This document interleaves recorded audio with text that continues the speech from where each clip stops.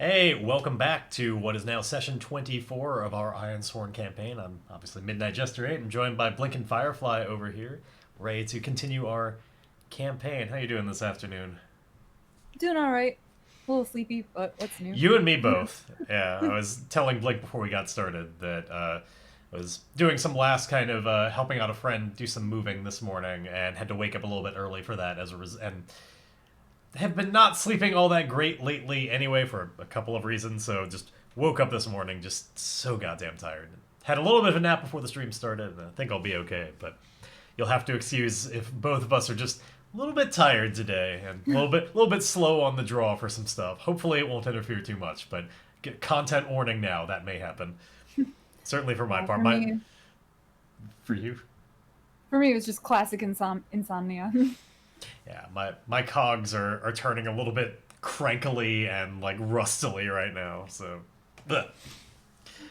Yeah, but yeah, we are picking up in our Ironsworn campaign. As of recently, we both actually have characters like very actively involved with a physical form again, which is which is nice. But as you might recall, last time where we left off was we're on our way back to Black Falls to try and deal with this whole like oath to death to just like eliminate this cult from existence, which is going to be a huge undertaking.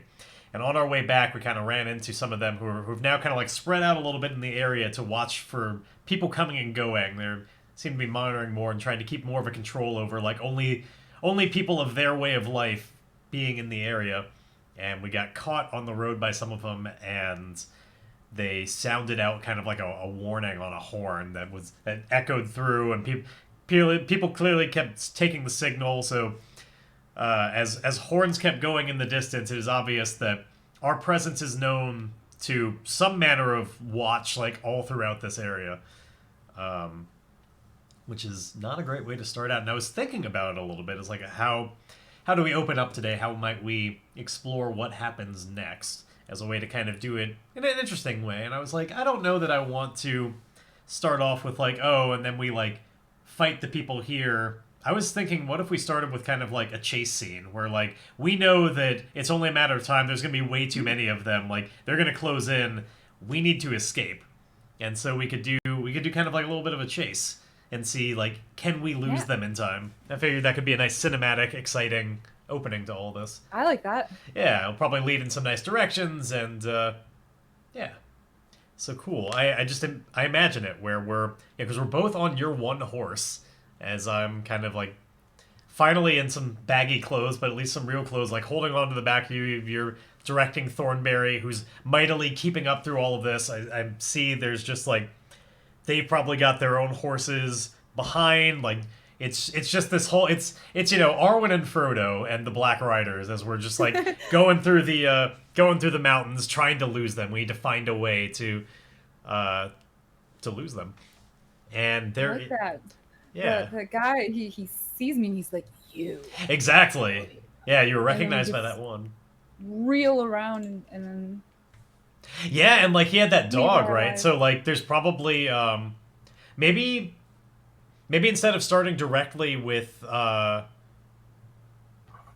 I was trying to think like the dog could be chasing after us too, but like obviously a dog versus a horse, like you're gonna get lost pretty quickly unless it's just so twisty of stuff that Thornberry just can't go that fast. In which case, I guess yeah, I can kind of see it that way. There's enough just like hairpin turns and stuff in the past where it's not like Thornberry can gallop through, and it's like it's I weird feel kind like of stiffness. I feel like Thornberry is stronger, like he's mightier than he is swift. Yeah, well, we But even have as that asset on Thornberry, we actually have Mighty. There were yeah, there were three options. I can't remember all of them, but Thornberry is a mighty steed, which means that when you strike or clash, like if this turns into a fight while mounted, you're gonna do more harm, and it's gonna be easier for you because this is like a war horse. Thornberry is used to being yeah. right up in combat. Um, so that's the specific benefit you'll get if this turns into combat, or like if like part of this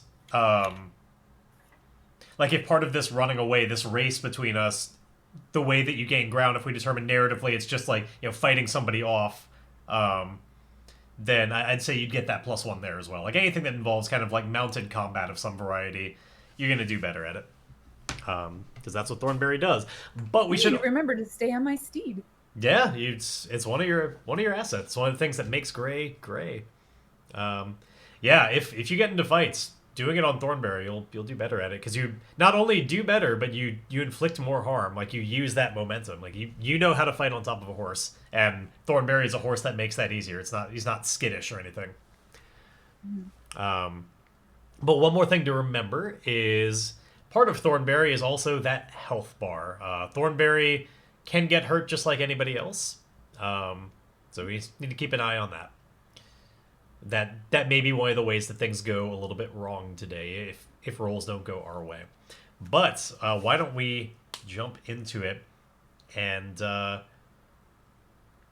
yeah, get started with kind of just a first roll to give us a little bit of a sense of like how is this chase going. So mechanically, the way we're going to do this is one of the kind of like not optional. I'm looking for a different word, but it's like ancillary rules in Ironsworn. You can do a scene challenge where instead of just doing like, oh, I'm gonna face danger with like do this one roll and like let's see, did you run away or not? We've done it a few times before in this series where there's that like prolonged track where you're trying to get 10 successes before you get 4 failures, basically. And or rather, as many successes as you can before you get 4 failures. So every time we kind of make one of a couple of moves, we figure it out in the fiction, like what does that represent? What are you doing to kind of get ahead, to get away in this race? And then we see what happens. Really quick, I'm just, as always, going to bring up, I need the full rule book for this. It's not in just kind of the quick version of the rules that I tend to look at.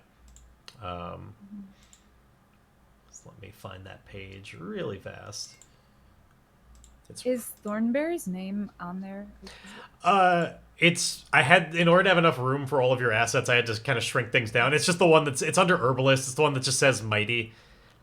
Okay, gotcha. Yeah, I just shrank it down a lot to just have room to show some variety of everything. I was just spelling out his name, and I realized that I didn't like the initial spelling, so I kind of changed it. Oh, gotcha. Oh, how's it spelled now? Being picky. It's Thornbury. Oh, okay. Thornbury. Yeah. Thornbury. And then one more reminder, since it's relatively new and we haven't really gotten a lot of use out of it yet, just remember you have that new Invoke asset where, like, you drew in some of the essence all around you, which means that anytime that you're trying to secure an advantage or face danger, which will be all of the moves we're making right now during this scene challenge, I think will be one or the other. If you want to, you can use some of that just magic in your body to roll with a higher stat. Like right now, that that asset that's right underneath Battle Scarred, that's just a bar, is showing you how much of that you have left. So right now, you have a +4 worth of that just magical essence inside you that you could use to create minor mystical effects or illusions. So if you ever think of ways that might help in this situation, which I certainly imagine you could get some mileage out of that. You might be able to just invoke some magic inside you. So just another reminder that's a relatively fresh thing, but that's another cool thing you can do. Now you've got all this experience and have bought cool assets. Right. So I got distracted from bringing up the thing I was looking for. I want the scene challenge. I'm just gonna look it up in the index real quick. Scene challenges, page 234 to 235. Sweet. There we are. This is one of the main things I like about this PDF is it is a remarkably well indexed and like chaptered and everything. Like the PDF is fantastic, especially for a free game. So you should check it out. So yes, indeed, we're filling out a 10-point track. Every time that things don't go quite right, we might mark a countdown track, which has 4 boxes. Like, as soon as we fuck up 4 times, then it's over, and we just see how well do we do. All of your little... That doesn't happen. Yeah, all of your bars are filled out. Let me see if I have a free one on mine. I do not. All right. I'm not going to represent it on screen. It's something that it's not going to take all that long, so... I'm just gonna keep notes on my end of how we're doing. That'll just take less time. So let me open up a notepad file. All right. So yeah, every move that we do here is going to be either face danger or secure an advantage. Just whichever one is more appropriate to what it seems like we're doing. So I think, to start off, we should probably do just a, like, edge face danger, like, you on Thornberry, find out, like, how well are you just, like, running away from them? Like, what kind of distance do we have? Is something going wrong? Like, just getting started, it seems like this is the most obvious, like, straightforward thing. Just racing ahead with speed. From there, we might have some complications and some more interesting stuff that we might do with it. So, a gray face danger. Now, unfortunately, edge is not, it's not really your strong suit, but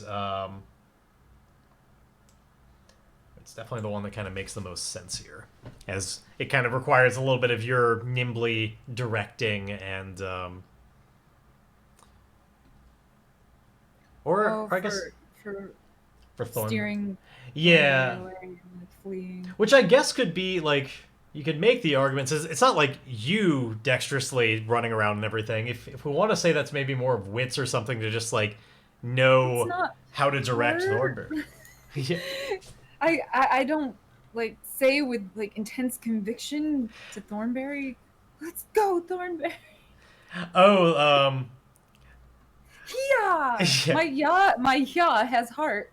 I think that's Hey, I mean, I don't know. I think it does. It's not the most far-fetched thing. I could see it just being all about like the connection that you have with Thornberry. That guy, our eyes meet, and I'm just like, no, this isn't happening. Yeah. I'm gonna say heart, but like maybe with a -1, just because like Thornberry is an animal, and not like not a human, which is still gonna be fantastic. So at least some of you still are gonna have a fantastic roll on this, unless the dice hate you, and we'll find out. It's happened. Yeah, let's just represent a little bit of like it's a heated moment, and it's not like you can give like a heartful, brave speech to Thornberry, and Thornberry's gonna understand and all of that. Like you're a little bit limited in the kind of encouragement you could give for Hart to really do it, but at the same time, it also requires your bravery to like push you on and not be afraid to like, you got all this force behind you, and you're not freaking out about it. So, I think Hart makes sense. Let's see. There we go. Starting off, strong hit. You way blew that over. That was no problem whatsoever. The challenge dice decided that we're getting off to a smooth start today. So, on a strong hit, we're successful. Mark progress for the rank of your challenge. Oh, that's right. We didn't set a rank of this challenge. It's definitely more than troublesome. Rank? Yeah, so like everything, we have to determine like how difficult is this? You know, how far are we gonna have to go? I think like considering they're gonna be coming from all around us, like the signal's going out like wide across the lands. And they're starting off right here. Like I kinda wanna make this a little bit of a tricky challenge. Maybe set this as like formidable. So like every time we get success, that's just 1 box out of 10. So I like the idea that it's not going to be easy to lose them around here. They're hot on our heels. We're up in the mountains where there's limited spaces to really go. We can't just like veer off into the woods real quick.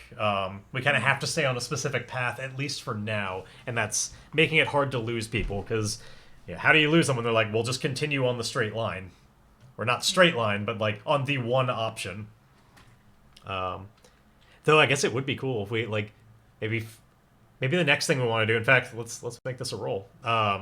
Flint's got an idea.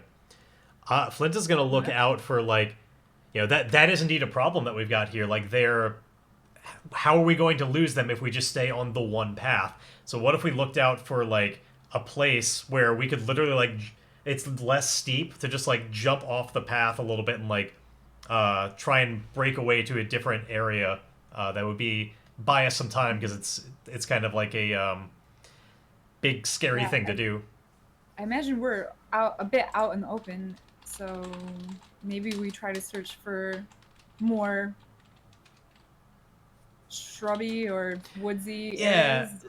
some place to kind of escape to get some ground. So there we go. Just keep the notes. We got 1 mark of progress, and so far nothing on the countdown. One thing we could roll for is what kind of weapons do they have?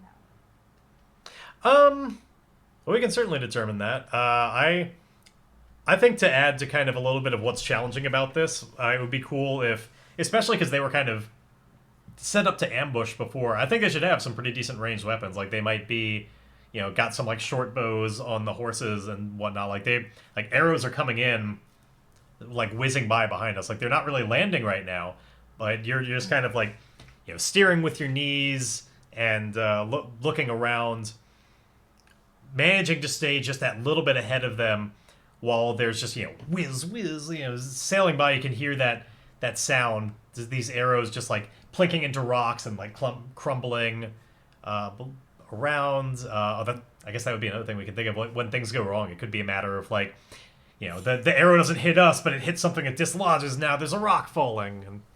And all the things.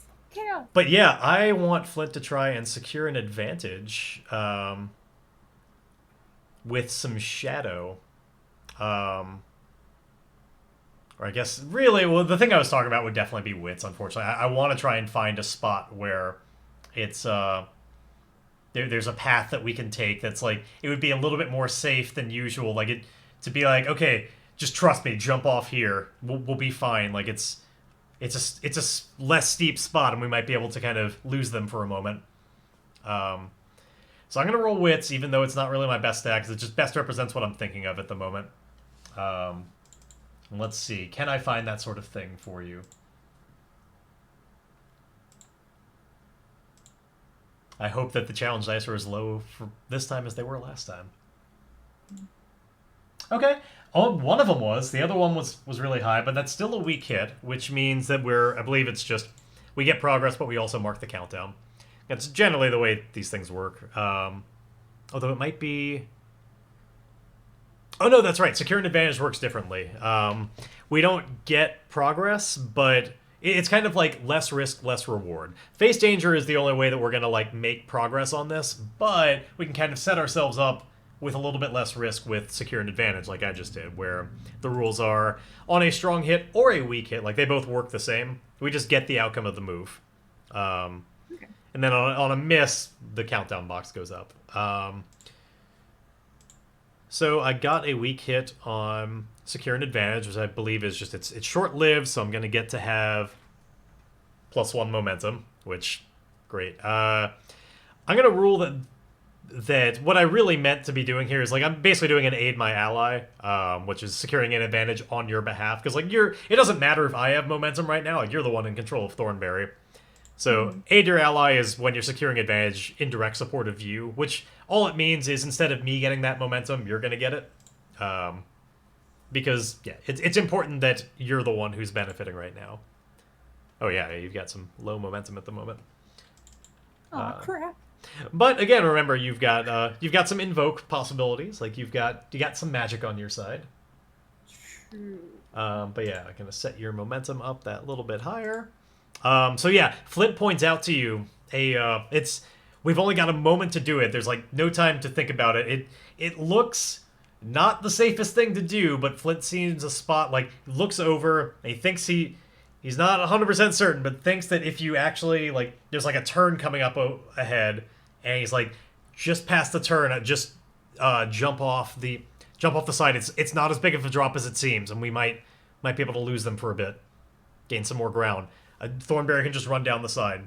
Just trust me. But there's an unsteadiness in his voice, but he thinks he sees something. Okay. So I trust Flint in that, and so I steer Thornberry. Okay. Down this, what looks to be too steep for Thornberry, but yeah, but I think we might be able to pull it off. Like, it's definitely a risk, but We're in a tricky situation. So this is definitely a face Imagine, danger kind of move. and I imagine Flint has ridden horses, like in past battles and stuff. He might have even have more horse riding experience than me as well. Yeah. Oh, and again, to be clear, like since Flint is still like blind even in this new body, this was there are things that see like I imagine that it was less that he actually saw the terrain well. Like he's got that kind of like weird magic-y vision. He didn't see the terrain well, but almost like he saw a vision of like the fortune of taking that path, like just looking at like how good of an idea does this direction seem, and it seems like there's something there. Like maybe it's good. It's less bad than it seemed like it would be. Um, Does he see like anything unusual? Like, is it like a faint glow, or is it just like a feeling? yeah, Or I've imagined it in still visual terms like that, where it's kind of like anybody who's ever played the kind of like Batman Arkham Asylum games, you turn on detective mode, like everything just has that sort of like you don't see in all the details, but there's kind of more like things kind of glow and stand out a little bit more. Has been kind of the way that the like magic eyes sort of see the world. A lot of details doesn't see very well, but some of the other things that wouldn't or it's kind of like it's like Geordie LaForge. Like he doesn't see like a normal person, but so many of the other details that aren't perceptible to humans, his visor picks up for him. Like gotcha. Okay, it's kind of like that. You like it's like seeing in a different spectrum. yeah. Um, so yeah, if you're taking that route, that definitely sounds like a face danger there. God, yeah. If Thornberry had stats, and that's not the way this works, it would totally be just like Thornberry facing danger with their iron, to just kind of like do this really strong sort of task. But we always have to kind of frame things in terms of what are the player characters doing here. So, So are they able to follow us? well, that's we need to make a roll to see how well this goes, and that'll give us an idea. I mean, no matter what, we're not going to be escaping this situation in this one roll, but it'll give us a different paint of like what that might entail. Like, I would imagine even if this goes well, they'll probably be like up above. They'll see us, and now we're just a little bit farther away, and they're kind of like following a path, and we're following a path, and there's arrows coming from up above. Like, no matter what, we're not going to completely lose them in one roll because we're doing this whole scene challenge. But um, let's see. Is there anything that you want to do magically to make this a little bit easier? Um, I think I'm gonna hold off Okay. just to see if they pursue us. Gotcha. If maybe if like I'm thinking about it. I definitely have it in my head, but Okay. I would have to have the right moment, the Gotcha. right clearing Yeah. to I was just do that. imagining with your like minor illusions and mystical effects, doing a whole like making it almost seem like we did just continue on the path. There's like an illusory form of us that goes was something I had in my head. Oh, I don't know if she can do that though. I don't know if It's she's it's part of what practiced. Invoke does. Yeah, you can use your essence to create minor mystical effects or illusions. Okay. Yeah, I wasn't aware of that. Yeah, not to say that you have to. It was just an idea that I had as like a way that might make sense. If that's the case, then I think if she does have that knowledge that she can do that, I think Or at that maybe, that sudden turn, yeah, she might like be like, take the reins. I'm gonna blind them, and yeah, just like or yeah, that kind of makes even more sense because to make because sure I've done that before. you I've have. done the blinding thing. Yeah, and that definitely fits within the kind of like minor mystical effects and illusions. Because it was occurring to me that maybe a full-on like illusory version of us going around is maybe not quite minor enough, but something like a big cloud of dust or what you just described, like just kind of making a sort of blinding light. Yeah, I That think it's definitely sounds like it. this brief moment where it's just blinding bright and I can't. Sweet. Well, then that definitely qualifies for using Invoke instead of like having to just use one of your maybe not great stats to guide Thornberry down. You just kind of you give us a because this might allow us to take it a little slower because they're blinded, which would be safer. So since it's the first time we've done it, the way this works is you get to roll with the essence that you currently have, which is +4. Um, and no matter what, your essence is going to go down by 1. If you get a hit, you're going to get some momentum. If it is a weak hit, you're going to wind up having to endure stress. Is the one kind of risk with this. Yeah. And then let me just looking at it real quick.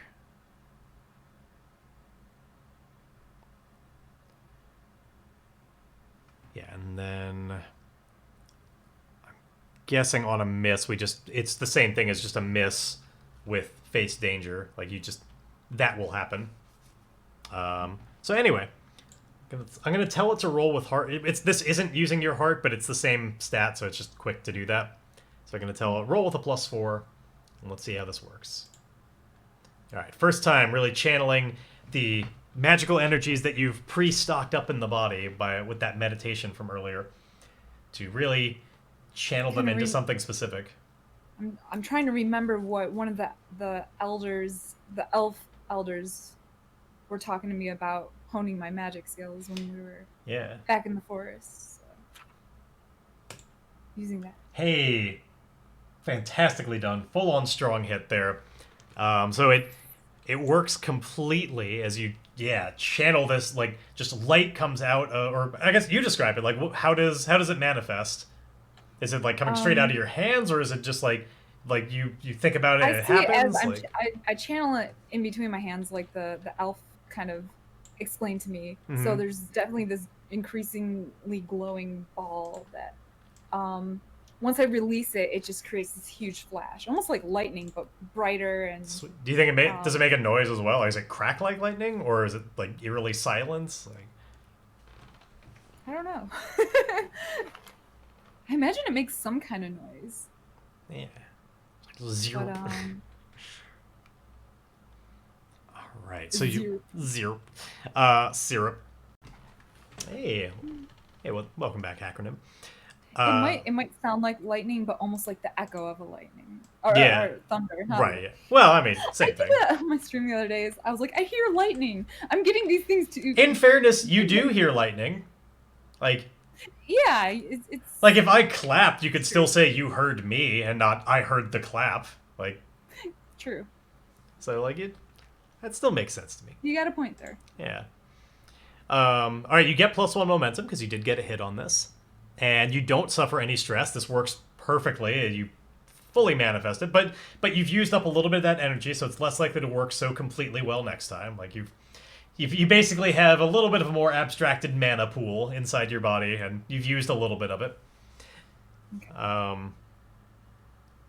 So all right, momentum has gone up, and you basically have gotten a full strong hit on this move. So again, we've made a little bit of progress. We've not suffered anything on the countdown clock just yet.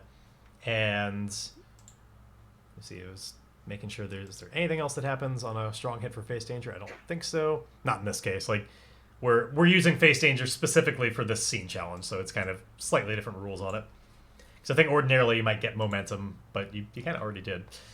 All right, so yeah, I think that's what happens is you make that light and it has that kind of crack, and like maybe their horses kind of rear back a little bit and they're shielding their eyes. They have to they can't loose the bows, so they can't see what's going on.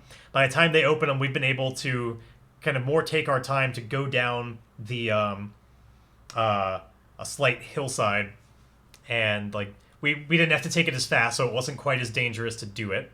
So no need to kind of roll specifically for that. And we're making our way down below. We have a moment where we might be able to kind of get ahead of them, and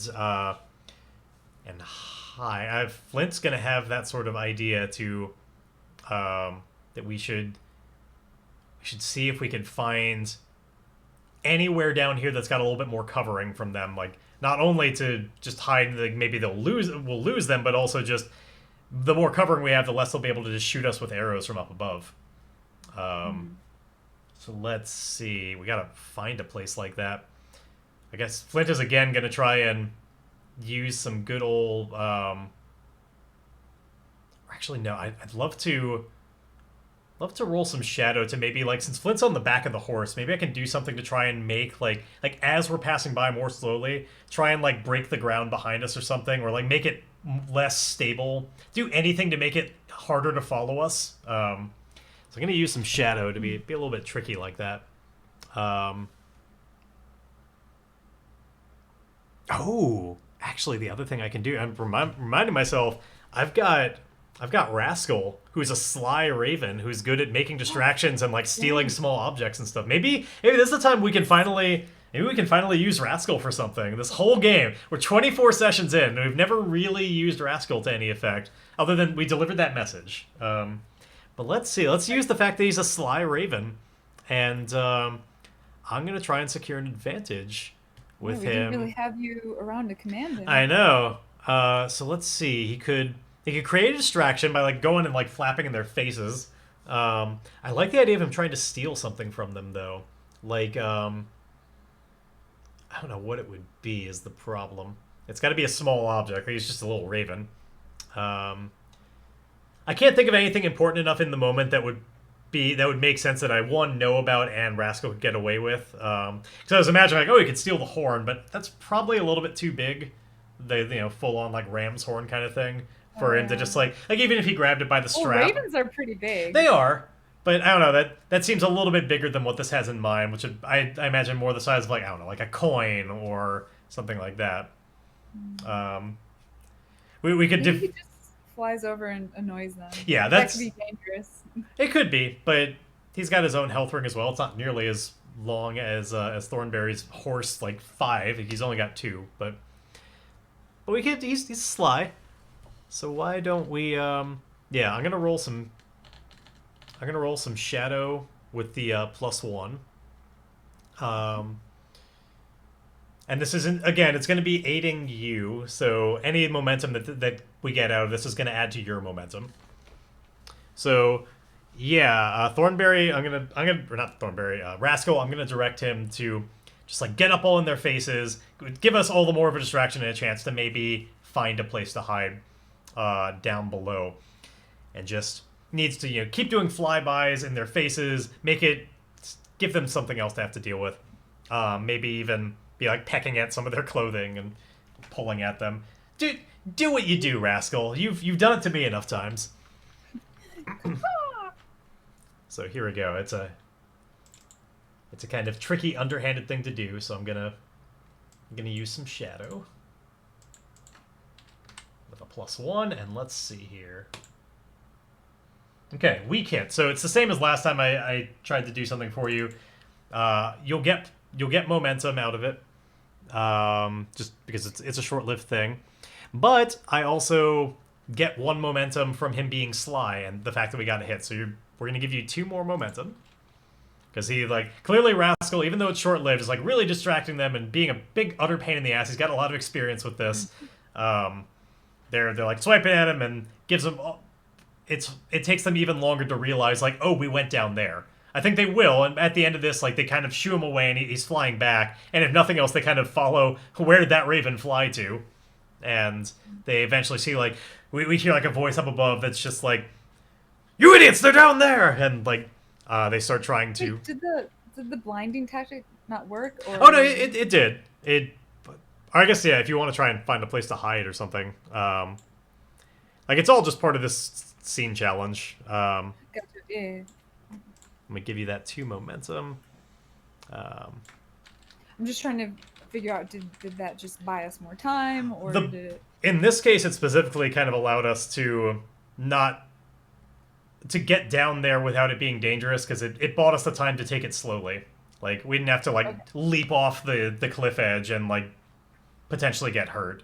The fact that they were blinded, we could just kind of step down. Was the main thing I imagine that bought us. But yeah, racing ahead on Thornberry down below. We've got a moment of distraction from Rascal. So yeah, if you'd like to do something real quick before that cry goes out. I mean, I wasn't thinking of anything. Just... most beneficial that I can think of is indeed just finding some cover or something. Not necessarily to completely lose them, because we're only so far in the progress track, but just to have better cover from arrows. Do we see anything that could be. And you could certainly use some wits to try and find something. As a wayfinder, would I be able to like well, scour? You won't specifically get any benefit from that move. Like that gives you a very specific thing, but like you certainly can look around for something. I would say that would be using wits with like secure and advantage to find a suitable direction to go that would have the most cover. Okay. So yeah, you like Gray takes a moment to pause and like really think before just charging ahead and being stuck with something problematic. You've maybe got like a few routes ahead that are like it's not exactly just like open area down here either. There's just like maybe there's a bit of like a fork or something, and you have a moment to try and decide like which path is going to be better before you commit to it. And let's see how that goes for you. All right, another weak hit, secure and advantage, but again, it was secure and advantage, so weak hits aren't so bad. It's just building momentum right now. So you kind of take that moment, but you can't stall forever, and it's not really clear, but you choose a path, and it's like, I think this one's looking a little bit better. It's kind of level, and it's kind of the one that's like, maybe it's closer to the wall. So like, they'd have to shoot like straight down over the side, and it's just really awkward. Okay, yeah. So I just go with that feeling. It feels safer. Exactly. And that gives us that little bit of momentum. All right, so you're almost at the max of momentum right now. You've only got one more there, so we're well suited to have that help us out in other situations. I think it would be time to just charge ahead and see what happens. Like, try and get some more progress on this. All right, I'm just setting your momentum appropriately on here. There we go. All right, so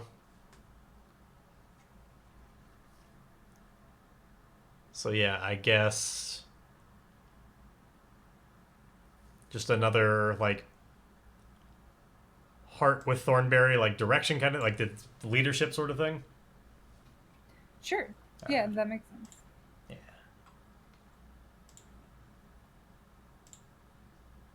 All right, another strong hit. Like you have this nice bomb with the horse. You've got a lot of heart, and all right, so far we're making a lot of progress and nothing on the countdown. Now, admittedly, using heart for this, which is a full-on 4, might be a little bit of a stretch, but you know, with how well you're rolling right now, even if you had rolled your weakest stat with that, you actually still would have gotten a strong hit on that anyway. So, no matter what. Can we see them at all now? Like, if we were to look back, can we? I think we could. We might choose to. It's the ridge, like. Too high. I think it's making it difficult enough that it is difficult enough to see them that we would have to like make a full-on effort to be able to. Though we've gotten it, we had the situation, we've kind of harassed them and everything, and part of the challenge of this is that they're actually like throughout this whole area. So maybe like instead, like we can't see them anymore, but we hear another like the horn blasts again from up above as they like signal out again, just to make it clear this is still a problem, and maybe it sounds slightly different than before, like it's a slightly different message, because like there's going to be people all throughout this land, so maybe for a moment like we kind of escape these guys. We've got enough of a lead on them that they're not going to be able to follow very well, and the arrows just aren't really working. But there's others up ahead that are still looking for us, and we still have to kind of like the race is sort of a larger situation than just escaping those direct people that were right behind us. So they're more scattered. Yeah, there's others kind of along this trail. So maybe I imagine up ahead. Let's indeed have the thing where like we're racing up ahead, but after that horn blast, there's people that have started up and they hear us coming. Like, maybe what they signaled was, like, they're on the lower path. And so, like, we get to a point where there's people that are ready, and they just, like, they have, like, a trap set up, and it's, like, shoving rocks over the edge, and it's coming down, and we need to be fast enough to get past the rocks without just getting crushed by them. Like, they had an ambush sort of thing set up in this guard post. So, is there anything beyond just going as fast as possible that we can think of to help our odds with this as the rocks start a-tumbling? That I can think of. Yeah, I struggle as well. Like, rocks are pretty big. I can't think of anything real clever, real fast. But like, oh, and then and then Rascal goes up. But yeah, nothing I can think of. So I could try some. How much do I have with my magic? Like, could I try and if we see them like starting to push this rock, maybe I can try that tactic again of stopping them for a moment, maybe blinding them again. Yeah, potentially. If you want to go that route and see like if you get that kind of moment, you've certainly got some essence left. This time it would be rolling with a +3 instead of a +4, but hey, that's still really good. If you want to try and invoke some of those magics to throw off their timing a little bit. Okay. So yeah, I'll do that. It's light again. Yeah, I'll be like, well, it worked before, so my confidence is up, and I'm gonna try it again. Okay. So yeah, does it still come out like your hands down here, or did you find a way? Are you like doing it so it manifests up by them? Like, do you have that kind of control? I think she does. I'm not really sure. I mean, there's no wrong answers. It's just how we envision it. Like you, They see the light coming from me. Oh, so like it like comes Flash out. Doesn't just like, yeah, I like, yeah. Cool, yeah. So it starts here, and then it's almost like you have to throw it a little bit. Wide range, yeah. Yeah, cool. I'm gonna make this kind of bright thunderclap, and yeah, let's roll. Again, this is not actually a wits roll I'm about to roll. It just has the right number. So we're rolling your essence on invoke. Okay. Weak hit. It's kind of a challenging situation. I guess what happened was like you didn't get like a huge setup time for this. Though again, I guess this is really more securing an advantage than facing danger. We're trying to stop them before the real moment comes. So even a weak hit is pretty good. So you rolled plus essence. You'll take momentum. You'll lose 1 essence, like you're draining a little bit more of that that mana in your body. Importantly, though, this time it is stressful for you. On a weak hit, you're gonna have to endure 2 stress. Like I think especially like trying to cast it out apart from you like that. Maybe that was harder than you were expecting. All right, but let me give you all the other stuff that you earned. So you're maxed out on momentum, but the essence has gone down to 2. And yeah, we need you to endure some stress real quick, because you... Oh shit, you actually... Yeah, your spirit was only 1 right now, so you take a 2 to that, which runs out, so you're going to take a hit to momentum. But thankfully, for the rules of it all, you actually wind up still maxing out your momentum, because what happened was you got momentum from secure an advantage, you got momentum from just getting a hit on invokes, that's 2 right there, then you lose 1 from going down under spirit, so you still wind up 1 ahead of where you were. But we need to see, how well do you take that kind of hit to your spirit? Is it just like something inside you like has this sort of burn to it? It's coursing a lot of energy through your body. It's hard to take mentally. I think and it's just draining to like conjuring up that magic in a way that's going to be effective. Yeah.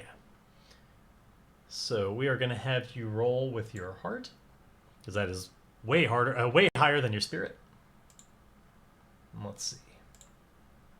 There you go. Yeah, a strong hit. Now, as before, I know there's usually you get a choice with like what you want to do on a strong hit, but that it only happens if you have more than 0 spirit, which you don't anymore.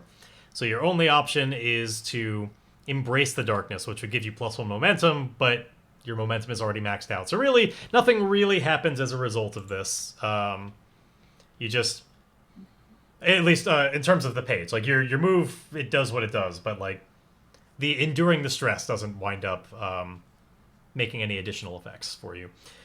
So you take that hit. It's kind of a bit of a burn inside. It's a mental strain. You do manage to get the flash at least near enough by to kind of throw them off a little bit. I'd say this probably gave us a nice well, it gave us the momentum to make it likely that when we race under these rocks, if nothing else, momentum will probably save us. So why don't we finally make that face danger to edge through the rocks and see if we got the speed to do it, because that's what this is all about, is just how fast are we. It's kind of hard to argue it as being anything else. We just gotta not be squished by rocks. So yeah, it's not a great stat, but we've got a lot of momentum on our side. Let's see if that'll be enough. All right, it's actually we get a weak hit, and sadly the there's a 10 on the challenge dice, so despite having a fully maxed out momentum, there's nothing we can do about it. Good news is we keep the momentum and still get a weak hit out of it, so not too bad. But that does mean that we're going to finally have the first countdown box is going to come in. So we mark progress, but there's a minor complication or delay. So we need to envision what happens and mark a countdown box to represent the setback. So let's see, what's an interesting thing that could happen to show how, like, walls are closing in a little bit. Like, maybe, what if, like, we're not squished by the rocks, but, like, some of them actually did kind of block the path a little bit? Like, there's another way to go, but the way we would have most wanted to didn't quite work. Or, yeah, like, I'm trying to think if there's anything else we could do to kind of represent that. Like... That would make sense. Yeah, maybe it's just the rocks got in the way closer to the wall where we feel more protected, so we have to veer out more. Yeah, now we're more exposed. That makes sense, yeah. It's kind of a bunch from there, and, like, yeah, it's just kind of too difficult to run through, like, all these, like, boulders and stuff. So yeah, we got to go a little bit farther away from the wall. We're more exposed. Arrows start whizzing in, and Flint, I would like to try and I imagine there's an arrow that's, like, coming in a little bit too close for us, and I want to face danger here, and I want Flint to be kind of have a cool moment. I want him to literally do the, like, deflect an arrow out of the air, like it's about to hit, and, like, detect something coming. He's just gonna, like, use some iron to try and just, like, knock it out of the air before it. Either that, or maybe it's more of just, like leaning us both, like, grabs us and just, like, leans hard in a direction to try and avoid it real quick. Maybe makes a little bit more sense. He's not a full-on just, like, you know, kung fu ninja, like, grabbing arrows out of the air, especially as a blind person, but gets just has kind of like a spider sense tingling sort of moment, and it's just you know, he's a brawler. That also makes more sense that he would be more of just, like, grab and, like, move bodies really quick. So yeah, I'm not going to get the benefit of, like, oh, I'm a brawler. I get to... It's not close quarters brawling that we're doing. I'm not inflicting harm on you, but yeah. So you sense the arrow coming and you grab and move both of us? Yeah, to try and just avoid getting hit by an arrow that's whizzing in a little bit too close, as we have to get away from the wall real quick. So yeah, this will be a face danger with iron. To try and just have the strength to move us out of the way. Let's see. Set that up. Okay. Weak hit. So again, same thing. We're going to get some progress, but there's going to be another mark on the countdown. Some delay happens. So maybe we're not hit by the arrow, we're not harmed by it, but maybe it lands in, like, it zings through, like, a stirrup or something, and, like we gotta reattach, like, something comes loose, and we'd have to, like, maybe something that's attached to the bridle. Yeah, and, like, it's gonna be... We're, like, trying to ride along, but, like, just, like, move, and we're sliding around way too much, and it's just not going to work. And, like, we've got a little bit of a lead, so we have sort of a moment to try and patch this up, but, like, they're starting to, there's people that are coming in behind us, they're closing in. We have this delay. So let's see. Can we quickly fashion something, or maybe even just if we just dump the saddle behind, like it being there but not really is awkward and it's like sliding around, but if we go bareback maybe it wouldn't be so bad. Yeah, yeah, 'cause if it broke something. Yeah. Definitely. It might take a little too long to just like make a quick patch on this. So yeah, what? Really Yeah. I'm going to try and do a same thing of just like securing an advantage to just like recognize that we just got to leave the whole rigging behind. Like the saddle is too much. It's flopping around and we don't have time to fix it. We can get you another saddle later, but it's just gonna be worse. And we're like both sitting on it right now, so it's awkward. So I'm gonna try and just again like have the strength to just like muscle it out, even though we've got both our body weights sitting on it right now. Just like lift up a little bit and just like yank it out from underneath us. I'm kind of yelling like just like get your feet out of the stirrups, and just trying to do this real fast with just brawn. Again, I think this is just secure an advantage because it's not like helping us get away from them any faster. It's just setting us up for something later. And this time, since your momentum is maxed out, I'm not going to be doing it as an aid your ally. I might as well just build my momentum. Yours can't go up any higher. So yeah, I'm gonna try and yeah. I feel like you would do better to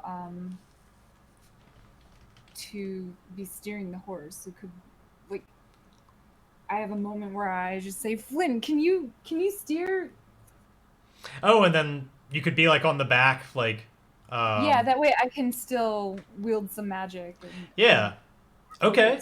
Yeah, maybe we could do it that way instead. Thunder. So yeah, we have this delay. Perhaps there's no need to roll specifically for getting rid of the, like, if we're adjusting positions anyway, just in that process, we just kind of like, we just kind of shout like, we gotta dump it, like it's too loose. So we just like, we take that moment, we're switching spots, we dump the saddle, which hopefully didn't have too much gear and like saddlebags and stuff. Oh, I guess we're actually out of supply right now anyway, aren't we? Yeah. We're fully out of supply, so yeah, there's nothing left behind there anyway. Nothing to lose. So we just dump those belongings behind. We change out positions, and it costs us that moment. They're getting in closer, and then yeah, I'll start trying to take off again. So we switch out. Yeah, so now Flint is in front. You have the blind man steering the horse. Yet more sighted in some ways. Exactly. Sighted in other ways. So yeah, and what if Thornberry knows what he's doing? Exactly. He has kind of an idea. Though speaking of sighted in other ways, it would be cool to try and use that sighted, like to gather some information, or rather, to try and detect mystic forces. Is there? And it's kind of a stretch. I don't know what kind of thing I would really expect to see out here. So yeah, maybe that doesn't really make sense. Let's see. What if? Yeah, the mystic forces I would detect would be your mystic forces of what you're doing. So what about, like, I'm always trying to think of ways to make sure we don't just kind of have the staleness of like doing the same sorts of things over and over again. Like keep it fresh. Yeah. What sort of challenges we've got here. I don't always want it to be just like, and then we run. But what's Rascal doing? Rascal was successful, right? He was. I think he's more or less come back at this point. He was just a momentary distraction, but we could go full on Lord of the Rings on this and try and get like kind of skip ahead a little bit to when we've got just like maybe there's a small river to have to cross, and there's a marsh. Yeah. Oh, like so we're all in like some foothills right now. It's all snowy. I keep having to remind myself. It's true, yeah. Everything's me too. Snowy. I never remember that either. We've got Not as thick of snow as that one place, but everything is trampling through snow, pretty significant amount of snow, and hey, Black Thunder. And it might be kind of flat because maybe other travelers use that kind of route. Yeah. So I would love to do a thing where, yeah, like maybe there's just a little bit of a frozen over thing to have to run through, that where ice is going to be kind of like breaking behind us along the way, and we just gotta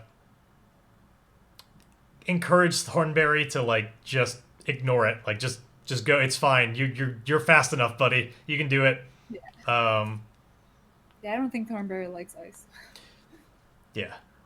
Or maybe even like we do break through and it's just like frigid water, but it's just like keeping Thornberry just keep going. It's fine. It's not that big. You'll make it.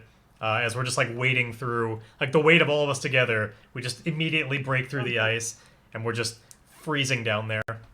It's like, go. We can make it. We can make it. It's just a little bit farther, buddy. Just a little bit farther. We'll lose them. Another weak hit on that. Yeah, it's just really slow going to have to do that. So we get progress. We get another countdown.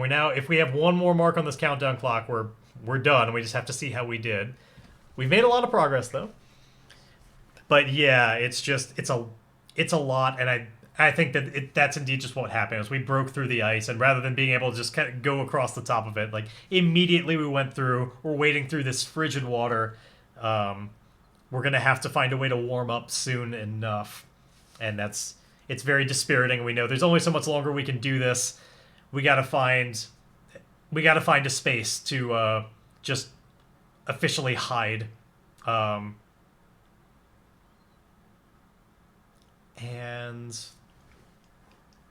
let's see. Is there anything that you?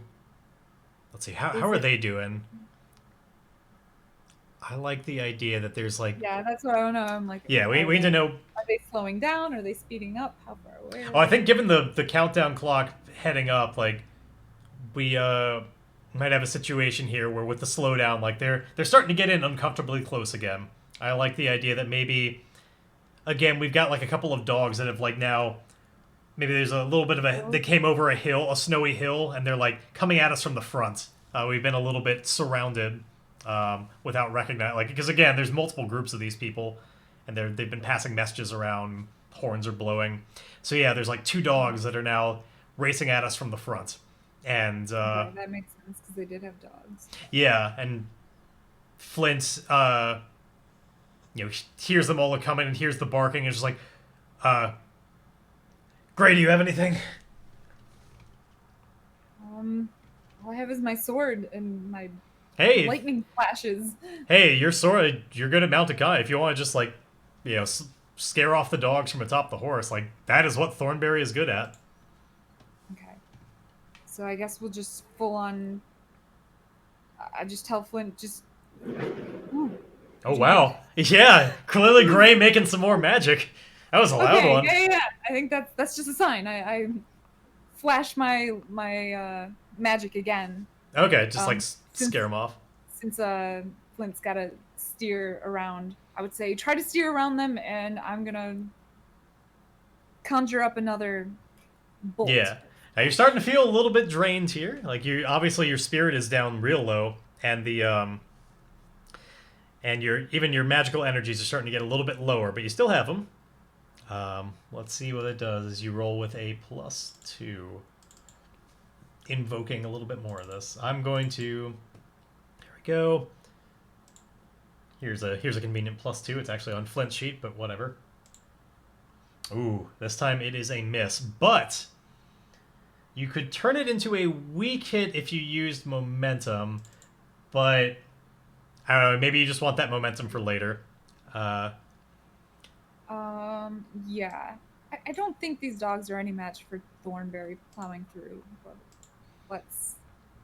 So we had a miss on this secure an advantage, which means we need to mark a countdown box and pay the price. So our time is up here. We're going to find out like how well were we able to lose everybody. We need to pay the price as we kind of wrap this out. So I feel like the price there would be like it may not have been as scary to them as we needed it to be. So perhaps they kind of like are biting at Thornberry, loses a little bit of health, like nothing too much, but like they're kind of biting at his legs a little bit. That makes sense. All right, so let me move this invoke ring down by 1.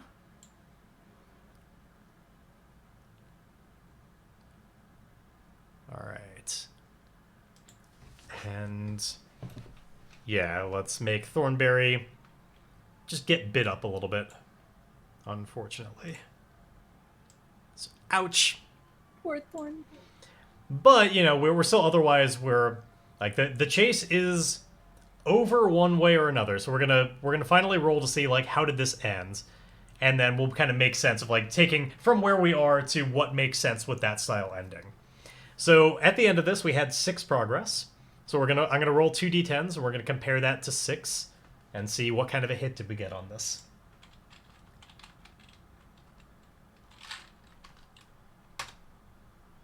All right, we got a 9 and a 2. So in the end, this turned into a weak hit ending, which means you succeed, but not without cost. You must pay the price. Make this a minor cost relative to the scope of the scene. So I think basically the way that makes sense to me to kind of like take this situation and turn that into a weak hit sort of escape from it is like we probably like, yeah, this was the last sort of challenge we had. Like the dogs managed to find us. They kind of bite up a little bit, and we have a brief scuffle with them, but then we're able to kind of like scare them off and get away. But we probably maybe Thornberry's limping a little bit. Yeah, like maybe lose that one more bit of health along the way. Like just really gets bit up in the process before we're able to like with a combination of like your kind of sword swipes down below and me like kicking at him, and like eventually we scare him off, but the dogs kind of do their damage first before we're able to just escape and then find like, I don't know, some cave or shelter or something where we're hiding out, and I imagine us like we hear them not far away this whole time. We got to be really quiet. Like they are around and they are on alert. But we managed to get into a cave. Oh, actually, you know what? I really like the idea of like, what if we see the cave and like it's not that we fought off the dog so much as like it's this shelter that we get to, but like as soon as we cross into the caves, the dogs just like get scared and like they back off and run. Like something about this cave they don't like. And so like we don't know what it is, and we're hiding in here. But like we cross this boundary as they're like nipping at us, and they immediately like their hair, like their posture and everything changes, and they're like backing up, and they just run off scared. And we don't see any reason for that. Tails between their legs. Yeah, exactly. They immediately are freaking out about this cave. But so it's almost like yay, but wait. Exactly. So let's go with that. Why? And who knows? Maybe we'll find out why that is. Maybe we won't. For now, let me bring Thornberry's health down that little bit more.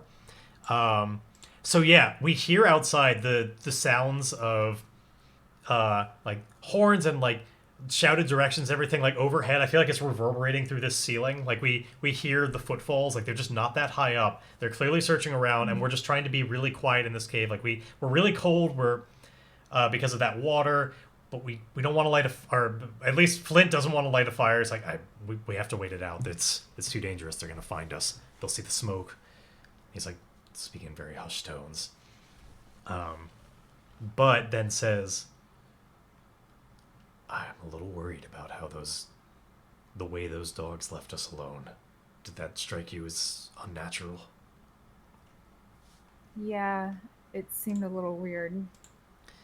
They don't seem to like this. Considering they could have kept attacking us. And they were. That was a quick turnaround. How's Thornberry doing? And you can see Thornberry has definitely been better, but it's not exactly like on death's door or anything. Like he's got some wounds, got some gashes. I run my hand along one of his hind legs, just kind of testing it out, and he kind of keeps lifting his leg a little bit. Yeah. Kind of wincing in pain because he's got some gashes. There, from boy. The bites. Yeah. I want to remember. I know that in terms of healing a companion, one of the ways that you can do that is like like when we do finally get a chance to camp, there's a move that like heals you and all of your allies, so like it would heal Thornberry. But I want to remember if there's something else that you can do. Oh, you know what we didn't do? There's actually a companion endure harm move. So when your companion faces physical damage, they suffer minus health equal to the amount of... Yeah, we did that. We haven't... No need for that. Okay, then roll heart or your companion's health, whichever is higher. So, okay. Let's... real quick, we're going to do this to see... As you're checking Thornberry to see how he's doing, we're going to roll with your heart, because that's higher... You have so much heart that that's higher than his health. And there's a chance, like everything else, he might actually get some back if you get a strong hit on this. He might rally. So you're tending over him, figuring out like how bad are the wounds, and you discover... Oh shit! A double 10 complication. The worst kind of critical fail that can possibly happen in this game. Okay, so... I know. Do you? Okay, well, what is the surprisingly bad thing that you discover where it's like it's worse than it seemed? This has to do with the injury, right?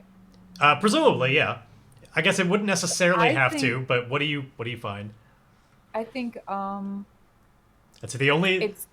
It's beyond healing without some kind of medicine. But not only that, the smell of the blood is like being detected by something.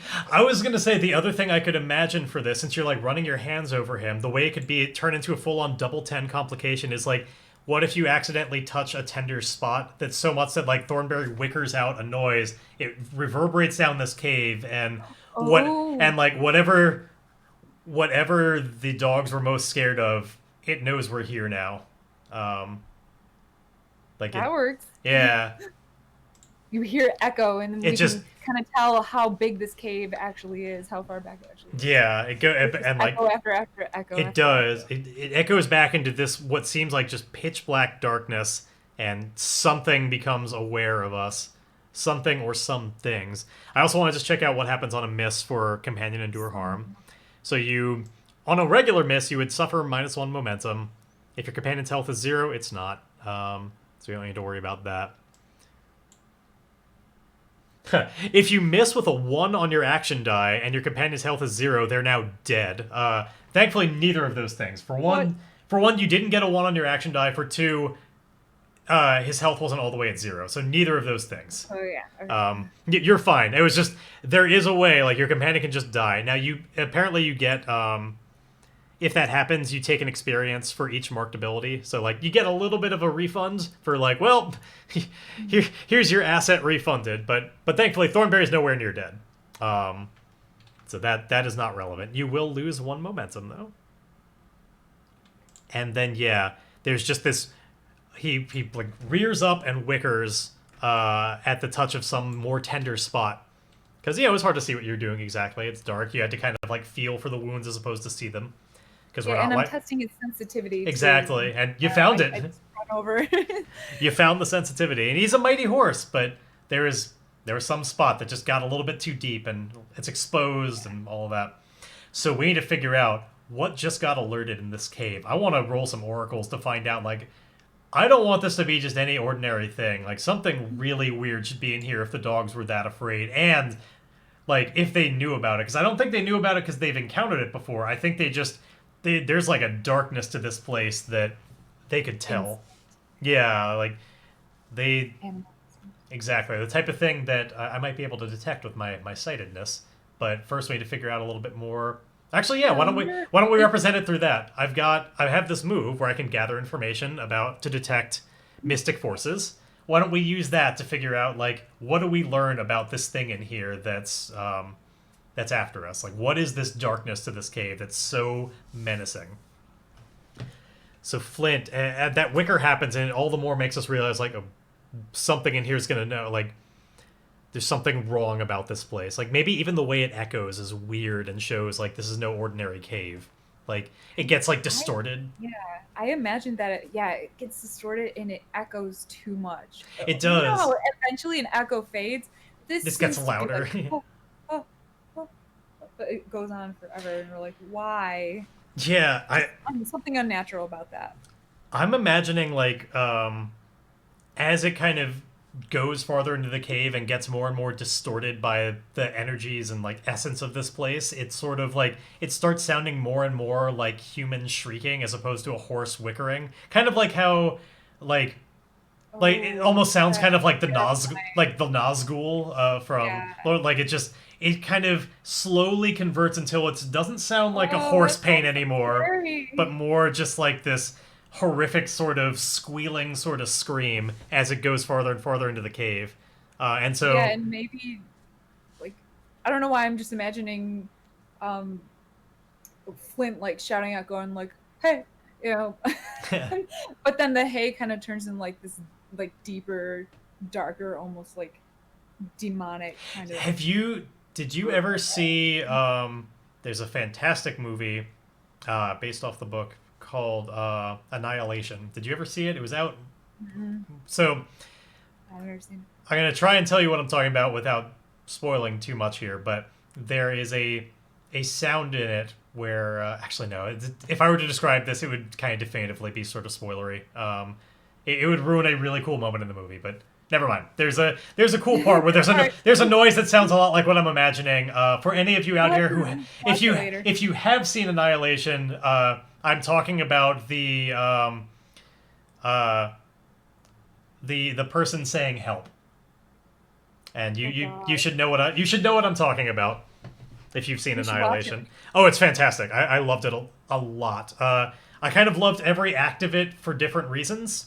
Like the first act was cool for its own reasons. Second act was really cool for its own reasons, and this is second act is what I'm talking about where this happens. The third act, though, it had its own tone that was like very 2001 Space Odyssey and like was also really cool. There's just such great sound design in the movie, and oh my god, Annihilation was really cool. You should totally see it. But anyway, I'm imagining that moment, like that my hey or like that little like alert sound, like when Thornberry makes his own that sort of startles me, sort of converts into that sort of sound. Um, That sounds terrifying.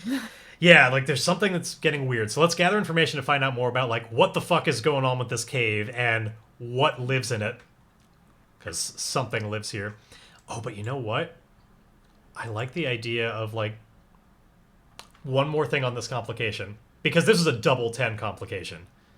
I want a full on Minds of Moria this where like where Thornberry like part of the way that he freaked out because like horses, you don't take them into caves because they're too prone to freaking out. If their ears touch the ceiling, they might they've been known to just like rear backwards and bash their heads up. So like I imagine like Thornberry's not killing himself. That's not where I'm going with this. But like I imagine he freaks out a little bit and is like rearing up when you touch him, and like something crumbles in the front. Like we can't get out the front way. We've got to go through this cave. Like we're Oh the no. only way out is through. And I figured like maybe this is it's an intricate system, and we're in the darkness, and we can do a full on like delve in here. To have to like make it out the other side. But who knows? Maybe we'll find some cool stuff, and this we can turn this into an advantage. But like, yeah, like he wickers and it turns into that like screaming up ahead, and like hits into something that causes like a little bit of a rock fall, and they're just like fully down in front of us. We're trapped No. inside in this darkness that's just perverted, and we realize the only way out is through, and we have to hope there's a way through. Um, and it's just like pitch black right now. Oh man, My worst I'm loving this nightmare. more and more though for That's like like my worst nightmare. what this turned into. This is a great example of how we don't plan any of the story, but like the roles they keep it interesting.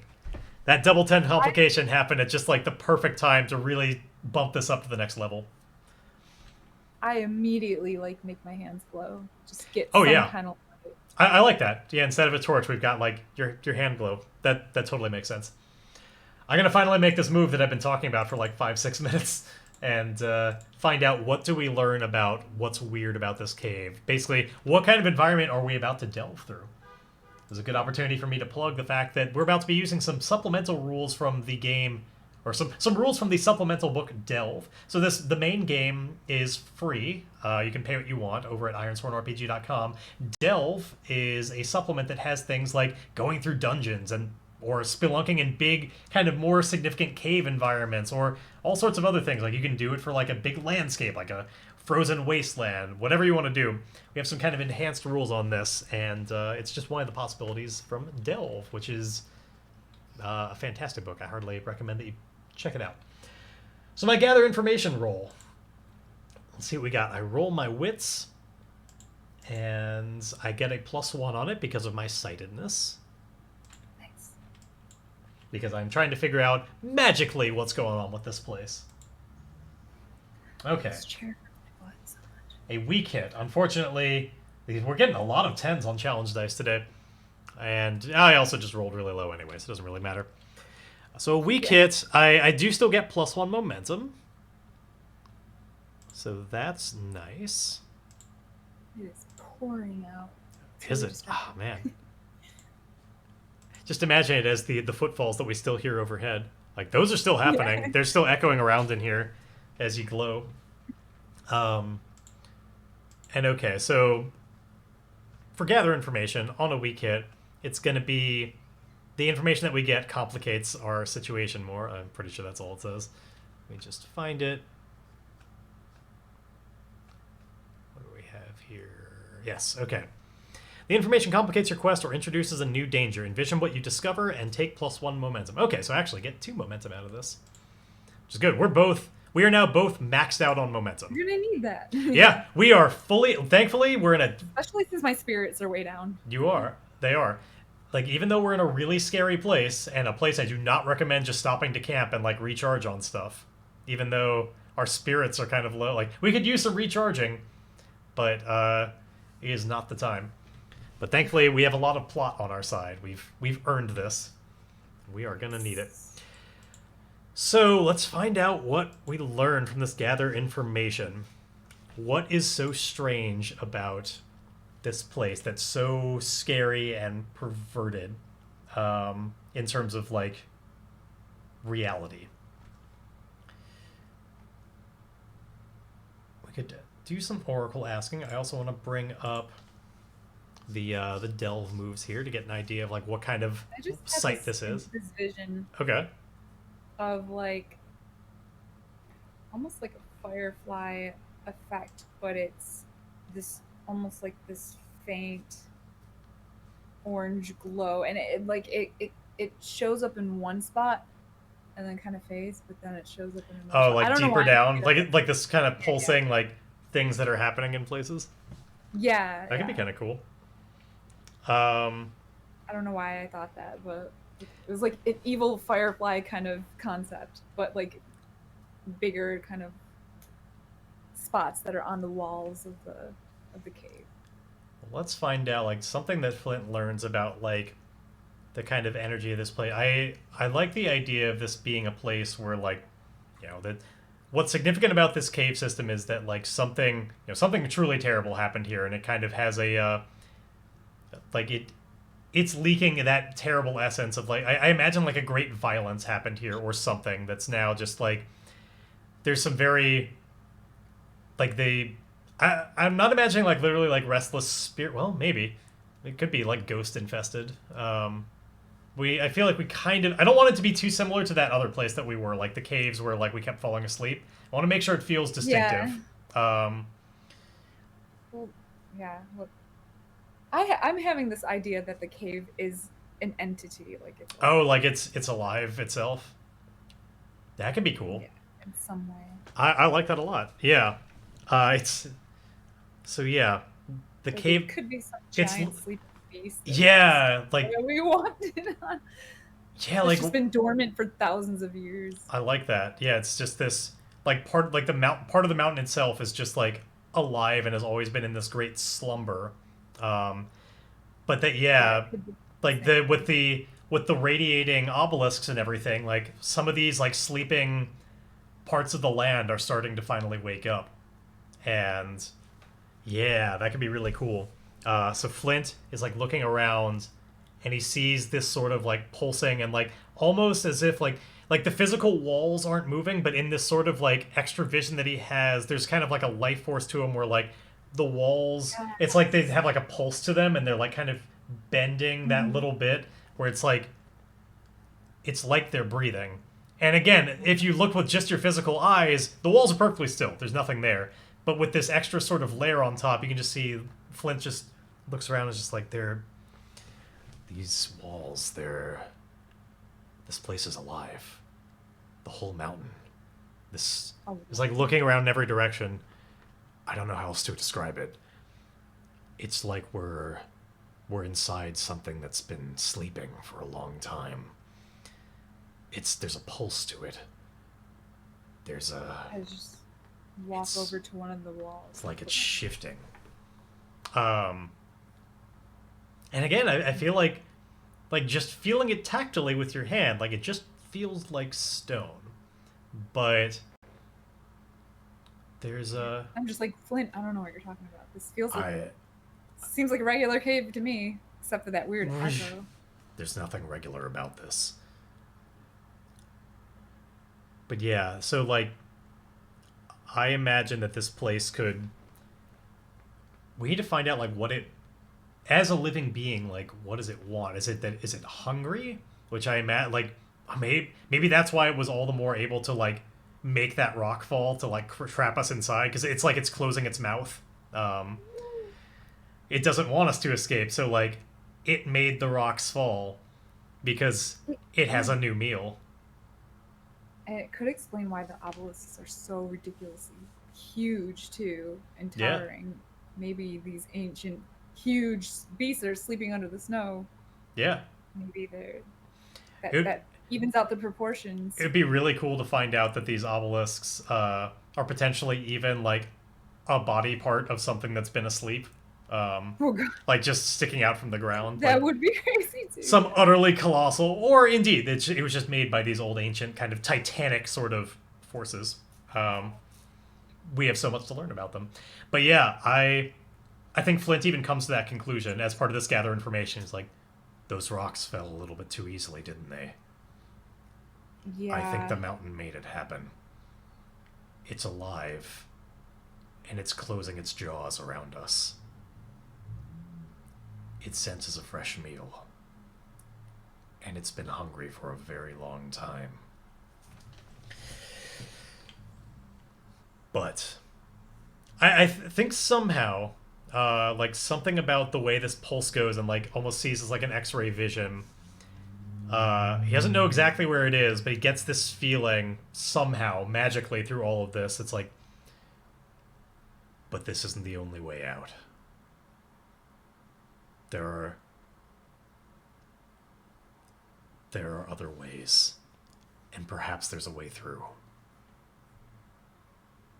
Maybe it has several mouths. Yeah, exactly. Like, I think maybe when Flint leans against the wall, he gets that kind of sense of, like, really squinching his eyes and, like, feeling through, and it's like a pulse goes out, and it's just like, there's a... Maybe we walk I can feel... Yeah, like, there's an open air. I don't think it has a literal, like, human-looking body to it at all, but, like... Yeah, I was thinking that maybe it's just not a creature as we imagine it. Yeah, I honestly think it is. Like, it just looks like a mountain and, like, a cave system in a mountain. It's just that whole system is living. And... Yeah, so, like, he's like, but there's... Eventually, there's open, crisp air. I can't tell where, but... It's like it's still breathing. And it needs the outside air to not suffocate. So it can't close off every way at once. There's a way out of here, if we're willing to brave the darkness. All right, Flint, I'm trusting your gifted sight more than ever. All right, well, let's make this a full-on delve situation. So we haven't been on this in a while, but this is what we were in last time. Now, last time I had corrupted and mine. This is not a mine, so we're going to get a new domain on this, but this is the way that we do delving, is that we have we choose a theme and a domain. So I'm going to pull up the list. We're going to figure out, like, what makes the most sense for this. Let's make this an interesting environment. Because we're basically discovering a site. So we've resolved to enter a perilous site in pursuit of an objective. I think in this case, the objective is just to get through to the other side and escape it. We're not trying to get anything. It's kind of like a maze. We're trying to find our way out. And actually, I think maze is one of the environments, which could be kind of cool to think about. Like it's a cave system, but it's really a maze. Maybe we can find out a way to communicate with this. Could be. We'll have a lot of time here. The first thing that we need to determine actually is a little bit like, how much time do we want to spend here? Like everything, how dangerous is this? Are we looking at troublesome, dangerous, formidable, extreme, or epic? Now, the one thing I want to keep in mind is that obviously this is one step along the way towards a much greater goal that that's already going to take a lot of time. We've already got our work cut out for us on getting back to the Death Cult and kind of dismantling it. So I was thinking maybe like it's not that huge, like it's like a dangerous situation. Unless, like, I guess how long would you want to be here? Because I could definitely imagine basically all of next session being and the rest of this one and potentially all of next session being dealing with this situation. I think it could be like a day or two. Okay. A couple of days. Especially given that this is a double 10 complication. Yeah, why don't we make this... Let's go formidable with it. Right in the middle. This is a pretty big system. 1 progress per area. We don't know how to get through. We're unfamiliar with it. It's going to be a little while. We don't know what all could be in here. So yeah, let's set that rank as formidable. I am going to... Yeah, oh man, everything is all screwed up on this page. I know. It's a page I don't look at very often. I haven't looked at for a while. There we go. That's where things should be, I think. I'm getting all these like ideas though. Like, yeah. I'm imagining it's getting warmer the further in we get. Yeah, everything's just wrong. And like we can. It's supposed to be warm in caves usually. Yeah. Certainly now that we've a lot of caves sealed are it off. really warm. Hey, at least we have shelter. So, that's cool, I guess. Yeah. I'm also envisioning like where it's getting warmer, like we see more like kind of like fungus growing, like mushrooms maybe or something. Yeah. Oh man, yeah. Next time, let me see if I can quickly put something together on this, because there's a nice site worksheet in this book. I'm gonna make a quick little snipped image of it, and because I don't think it'll take me too long to just put this on screen for you, and I think it'll really help us. All right, gonna snip this site worksheet. I'm not going to bother with the maps and notes section. We'll just do that on our end. Okay, let me save that as an image. I'll move that later. Just put it to my desktop. Delve site. And I'm going to get rid of a lot of this crap here. I don't want... Let's get rid of this. And all of this. Don't need this anymore. For behold, the 386. A spectacle of graphics and sound. And let's see, there is... Yep, okay. So we got all that out of the way. Now I'm going to bring in this new little sheet. So this is going to be the Delve worksheet. It is... Boop, boop. There we are. So I'm actually gonna... I'm gonna get rid of this theme and game card. They're just kind of taking up a little bit of room. We're gonna... Your voice went like really robot-y. Oh yeah? Oh, sorry. Hopefully that wasn't the same for all of you. Okay. So this is what we're looking at here for delving. So we're going to wind up setting a... we need to name this site, give us our objective, make a theme and domain. Like, I imagine... Let's take our time with this. I really want to make this a cool place. Focus on, like, really establish, like, what is this site like? Maybe we'll take up the rest of this... I am? I imagine that's That may well be gotta just be on. Discord. Yeah, I It might think not- it's going to be just on Discord. Weird. Yeah, they're not going to hear it that way, but you will.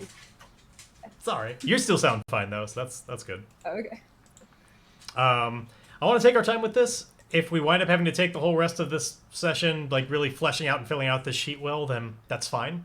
We'll just be really set up for next time, like really making this feel like a cool, intense place. So I've got. There's our site worksheet. Let's name this place. I'm gonna roll some oracles to help give us an inspiration of like we. I don't know if we know this name, but like what was this mountain called? Like, there's a name to this place, and let's see. Maybe, so named after the creature itself. Exactly. Like there's probably a few names for it. Honestly, like there's the creature's name. And then there's there's probably what people call this pass, because like I'm sure people have taken it before, and maybe not all escaped. I think it's just known to be a dangerous cave system. Where do we have it here? So let's get a. Oh right, for some reason that never works well if I do it on my sheet. I have to do it on yours. Okay, so. I guess these are names of settlements. That's not really going to help very well, but like, I'm going to roll a theme to help us figure out a little bit more about. Oh, never mind. That's right. Delve has its own oracles that are in here. We've got. We can find out one of them. We can figure out a site name.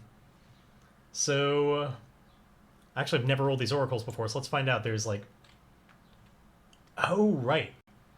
We can like fully randomly generate this. So first we're going to find out like what is the format to this name? Like what name style do we have? Let's see if this comes out. So I'm going to roll format. And it's so the format of this should be description place. Now we can find out description and place, like we're going to go through this whole process here. So the description aspect of it is frozen, which makes sense. Maybe this cave, like something about it is like it's always like even in any other season it's always been just kind of icy, or maybe frozen more means like there's like kind of like memories frozen in time here, like there's something stagnant regardless. So frozen ruin. Let's see.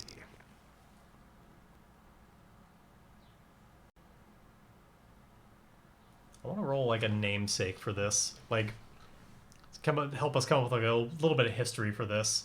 Like, was this once special to one particular person or another, and then has just been left behind afterwards because it was just too dangerous? I like the idea that the name was originally after the sleeping creature. It's just people forgot that over thousands of years. Yeah. They still call it that. Like what it means? They don't know what it means. And maybe the name has changed a little bit, but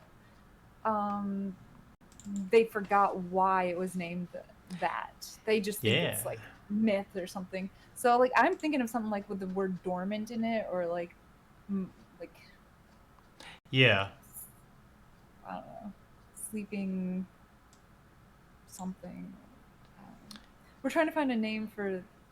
Is it a mountain? Is it also I should have done this oracle that I just rolled doesn't work quite right, because we need to figure out like what sort of domain it is first. There's different options depending on like what this was. I like one of the not understanding. It's okay. It's all right. It's kind of it's new. We've never really done this straight from the beginning before. It's some supplemental stuff. So maybe we should start that way and do our just theme and domain to figure out like how would we describe what this place is like, because that's going to affect a little bit of like what challenges we see along the way when we randomly determine like what happened here, like what when we get to this place.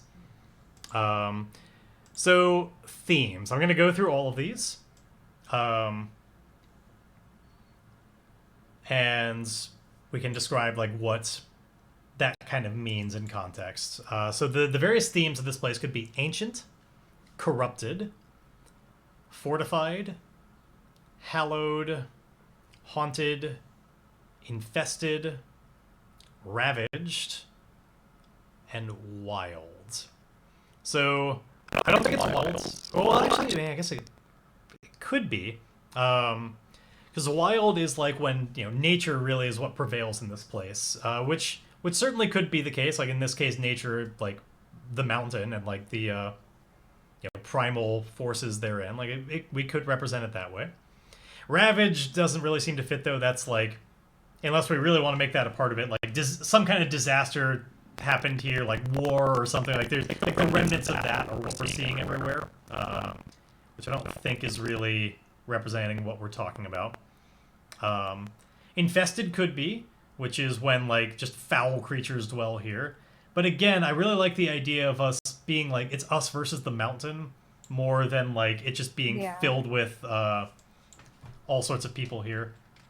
I like ancient. Ancient could be cool. So ancient is okay. So an ancient site contains the mysteries, legacies, and dangers of another age, which could be really cool. Like all the stuff in here was like from like way before humans were here. Like we talked about all these like titanic creatures like the mountain. So walking the paths of this place is like stepping through time. Ruins and relics provide glimpses of long forgotten people and events. The knowledge and power hidden here are a tempting lure, but the treasures may come with a dire cost. Some secrets are best left buried. So yeah, I like that too. It's sounding a lot like that first cave we went to. It does, though that one we actually, it was corrupted was the one that we went with, which was like, it was kind of like the, okay. We went with like, there was all sorts of dark magic there, which we can, so what this will do is we'll have like, when we're rolling for what kind of features and like we go to a new room, we need to know like what are the features that we're looking at. Sorry, or you're going robotic like every 5 seconds for me. Oh no, I'm sorry. It's alien sounding, and it's just it's the cave. The cave's doing it. It's creeping me out. Yeah. But it's going to help dictate like what sorts of features we find and what sorts of dangers there are. Now the dangers, I think theme has more of an impact on dangers, and then domain has more of an impact on features. Because like domain is like what type of place is this like physically? Like is it a big cave? Is it a forest? Like, so when we need to know what's around us, that'll tell us more about like we're in a if it was a forest, like you're in a thicket, like it's going to dictate that. Like, what do we see around us? The theme is going to tell us more about like what kind of dangers we face. So we'll see things like we might encounter a danger of living relics of a lost age, or others seek power or knowledge. Like it's going to help us randomly determine things. But anyway, let's go with ancient for the theme. Let me type that in real quick.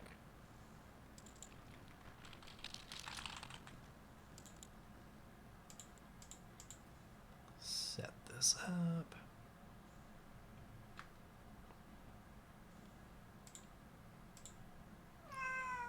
Yes, cat, I know. Let me change that color, because white is just not going to show up all that well on that sheet. Alright, scale that down a good ways. Alright.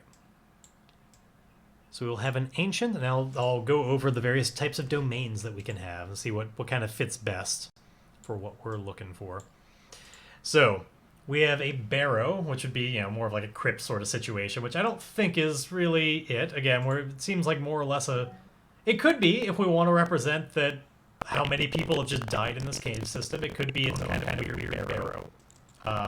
Cavern, however, very well might be more directly what we're looking for. Like, another world lies beneath our feet. Caverns vein the Ironlands with meandering tunnels, plunging pits, soaring chambers, and absolute darkness. Sounds a lot like what we've described so far, so I'm leaning towards that. Claustrophobic crawl spaces and crevices may lead to miles-long cave complexes. Underground waterways carve a relentless path through stone. So, probably that, but let's see what all of them are. There could be Frozen Cavern, which, granted, we are in winter, so it could be cool to do that. So these maze-like tunnels are found in the most inhospitable northern reaches of the Ironlands, or here. Carved through glacier, mountain, and hill, or in place of supernatural cold, their icy depths are a perilous environment of fracturing terrain, shadowy reflections, hollow echoes, and lurking predators. I kind of want to do that if for no other reason than to make it all the more distinct from that mine that we were in. Make it feel like a more different place. There's an ice reach, which is an expanse of frozen sea, blue, white, and sprawling in all directions. We're definitely not there. We're not out in the open, so let's skip that. There's a mine. We did that before. That was literally what we did last time, and this is not a mine. There's a pass winding through highlands and mountain ranges. Nope, we are definitely not doing a pass. We're going straight into the mountain. There's a ruin. These decaying edifices, skeletal and shadowed, mark the remains of once great communities and civilizations. Some of these sites have been newly adapted by Ironlanders as shelter, temple, or citadel. Others are home only to dangerous creatures and dark forces. I like the idea of this being too natural to be, like, worked into a ruin. Like, yeah, it's ancient, but it wasn't, like, made into a structure. It's just... It's, you know, it's sea cave. It may turn into that at some point. Like, one of the things that can happen as a result of going through a site when delving is that sometimes you discover a part where the theme or domain changes. Like, oh, it was a frozen cavern, but it breaks out into like an air. Like, it goes down enough, it reaches where the waters are. It turns into a sea cave. Like, that sort of thing can happen. Shadowfen. These foul sites are cloaked in mist, clogged with muddy peat, and drenched in fetid water. Thickets of gray, skeletal trees. This is like if it were a huge-ass fucking marsh we were going through. Primeval marsh cloaked in mist. We're definitely not doing that. Stronghold. If this were some kind of like old fortress. Tanglewood, if we were... would be a way that we would have represented. Like, if you were trying... If we'd made like a whole site out of you getting to the elves, it probably would have been a Tanglewood. Underkeep. These subterranean structures are a mystery. They are inexplicably ancient, older perhaps than even the Firstborn. Their passages and halls hide dangers within unfathomable depths. Ironlanders stay well clear of these places, but some stumble upon the entrance to an Underkeep and delve inside, drawn by its secrets or the alluring promise of forgotten power. Others, desperate for protection from the perils of the surface world, foolishly try to use the depths of an Underkeep as a sanctum for their kin or clan. They soon discover that the greatest threats lie beneath. So that's a full-on... That one's like a full-on dungeon. So, like... So, yeah, if we want this to be full, like, D&D style dungeon, Underkeep is what we would do here. Like, where it just gets weird and worked into something happened here. And maybe it's only the beginning of this cave that seems natural. If we go inside a little bit, maybe we find, like, yeah, it's a living dungeon. I do want to stick to the fact that it's alive, though. Like, I want to follow the one that sticks to that theme the most. Which I don't know if any of them will specifically. I think that's something we're just gonna have to keep in mind when we flavor things, because none of these are specifically written with the idea in mind of like the place itself being alive. I don't think. And I think the one closest to that would be the cave marsh sea thing. So the frozen cavern or just like cavern. Sorry, what were you saying? I don't think you said it was frozen. I think you just said it was like underwater. Oh, there's sea cave. I don't know if we start off close enough to the like. Do you imagine we're that close to the ocean? Oh, okay. It has like regular caverns still have like that. There may be like underground. So I'm going back to that. Like, a regular cavern may indeed have underground waterways that carve through a relentless path through stone.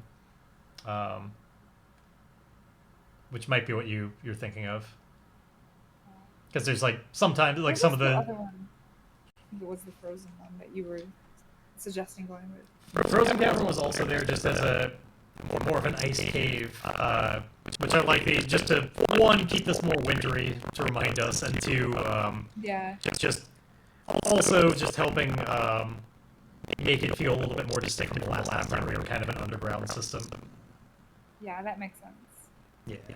Like, ordinarily this would be through, well, glacier, mountain, or hill, so yeah, it's all frozen and icy in here. There are shadowy reflections, hollow echoes, and lurking predators. Entering a frozen cavern is like delving into another world. There's a stark beauty in the icebound passages and glistening chambers. Amazing discoveries locked in the ice lie unseen for millennia. But do not be distracted by these enticements. The hazards of this site have no sympathy for the unwary and ill-prepared, which we are literally unprepared. We have no, we have no supplies or anything. So yeah, it's really cold in here. Perhaps not always a frozen cavern, but it sure is right now. At least near the entrance is probably really cool. Yeah, and probably encompassing all entrances or. But you did also say that you like the idea of it getting warmer as it goes in. So if you want to go with that, like we could just do it as regular cavern and just know that it's still like snowy and stuff. It's not. It's just not like icicles everywhere and. Yeah, I like that idea. Okay, let's just make it regular cavern then. It'll be fine. Okay. We'll make it distinctive. Yeah. All right, so. Sounds closest to what we were talking about beforehand. But I do love all those other descriptions. Oh yeah, the Delve has got some really cool stuff to like really make it a real place out of a place. Make it feel cool and dangerous. I highly recommend picking up the book. It's fantastic. So Ancient and Cavern.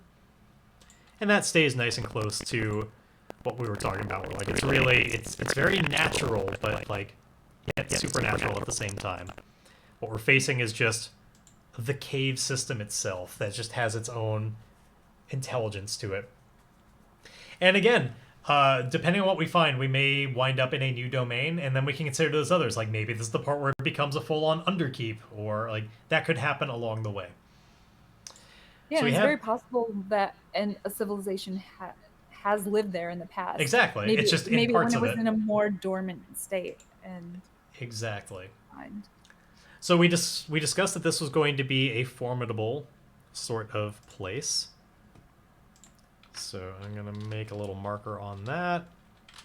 Difficulty marker. Which maybe they fled because they found out it was a lie. Could be. Yeah, exactly. There's a lot of good reason to flee.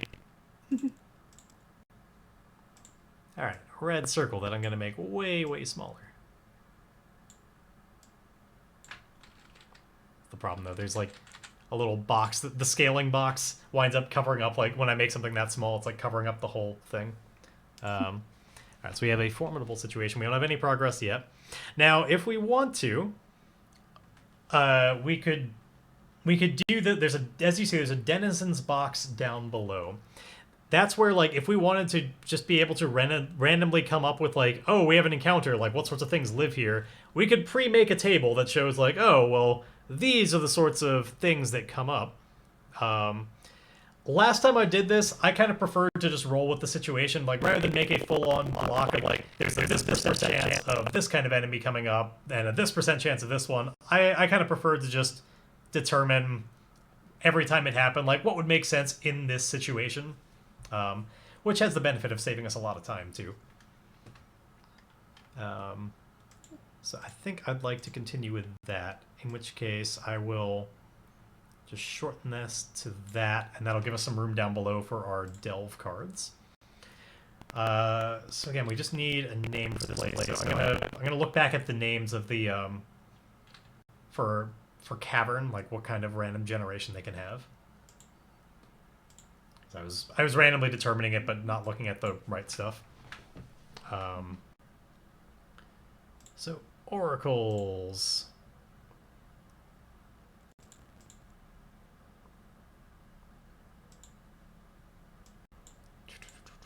So the place, all right, the type of cavern we could have. We rolled a 53 on it. Okay, so like the last part of this is going to be hollow. Like I think this is the name that like people. I see hollow. All I'm thinking is hollow from Ori. But yeah, what if we had it like somebody's hollow, and that name is indeed like nobody remembers anymore, but it's the name of the mountain itself. So we need a good like weird, very ancient sounding name that like.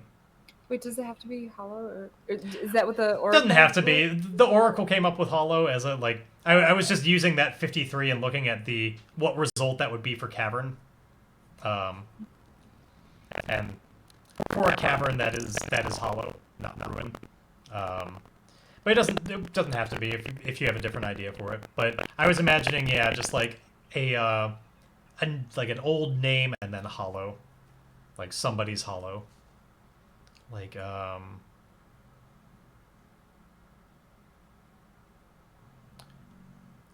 Burmash Hollow, like something. Like I'm trying to come up with a good, just really weird and old sounding, like for some reason I'm stuck on like a B sound, like Bill Tech. I was thinking Breath's Hollow. Breath's Hollow? But like, yeah. Okay. Maybe because they felt like it was breathing. Like. Oh, that would be cool. Yeah, I like that a lot. Let's make it Breath's Hollow. That sounds plenty cool to me. Okay, this is going to be the name. Maybe even the first settlers there felt somehow that it was breathing, but they're just like, we can still live here. Or like, if we want to shift around, like just like Hollow Breath. Yeah. Imagine like it's. I like Hollow's Breath. I was gonna put Hollow's Breath. Okay. Yeah. Here we go. Done. Hollow's Breath. Let me move that to there. Yeah, because it feels like the very hollow itself is breathing. Mhm. Yeah, I like that. So that's what the people would call this place, and then there's probably just the mountain itself has a name that we haven't discovered yet. And yeah, our objective is that we just want to get out to the other side safely. This is just a passing through thing. It's not about recovering anything along the way, it's just find an exit. Which is totally valid. Okay. Find a safe exit from this fucking place.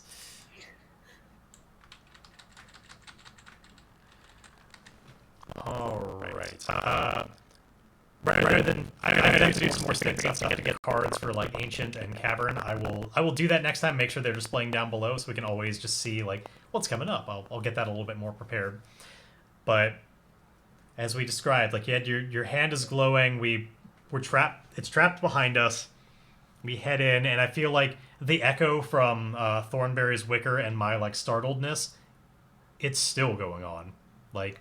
It's still going through all these chambers, getting just deeper and deeper as we realize, like, this is a twisted place. It just goes on and on and on. And it has its own sort of feedback loop to it. Like you've got your microphone on and the speaker on at the same time. And it's just, every pass through, it gets more and more distorted and weird and high-pitched and just wrong.